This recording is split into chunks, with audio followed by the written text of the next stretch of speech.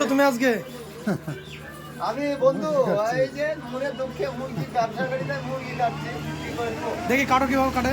এই যে এইভাবে কাটি মুরগিটা প্রথমে কেটে নেওয়া হয়ে গেল কাটা হয়ে গেছে হ্যাঁ, এই যে মাংস এবার আমি ওজন করবো যদি পিস করতে বলে পিস করবো পিস করা দেখি কিভাবে পিস হয়।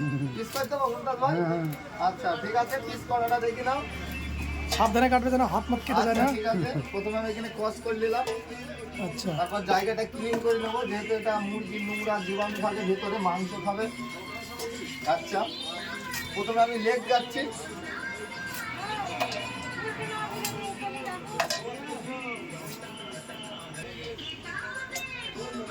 এই যে কাটছি 500 মাংস দেবে দেখা যায় কতক্ষণ হলো ও বিশাল আইডিয়া তো। দেখলাম বন্ধুরা 10 গ্রাম কম হয়েছে এই যে 500 একদম এবার আমি একে একটা পলিথিন কালো পলিথিনে পার্সেল করে দিয়ে দেবো হয়ে যাবে আমার কাজ